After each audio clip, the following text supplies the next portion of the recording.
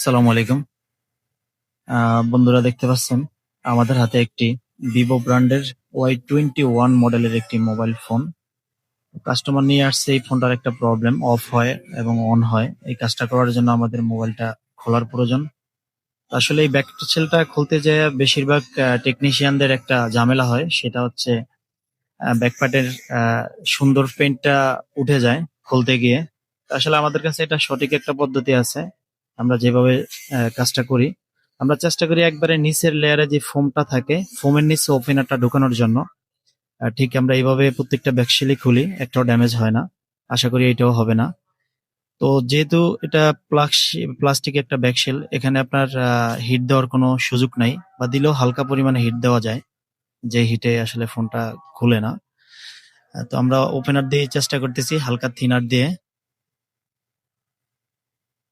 একবার নিচের লেয়ার থেকে আমরা কাজটা করতেছি।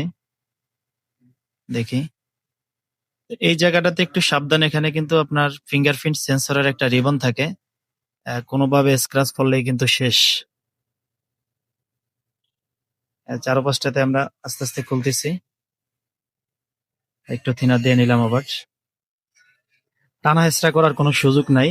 আসলে ফোনের কাজগুলো এরকম কোনো শক্তি প্রয়োগ করা যায় না, খুব সফটই হাতে।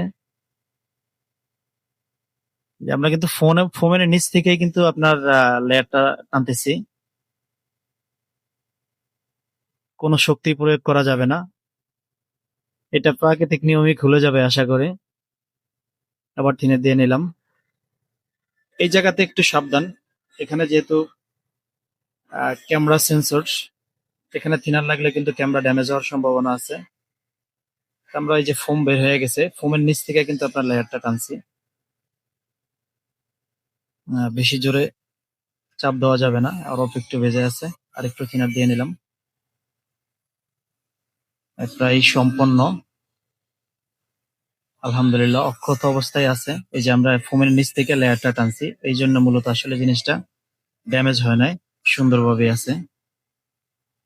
তো সবাই চেষ্টা করবেন আসলে কাজটা এইভাবে করার জন্য।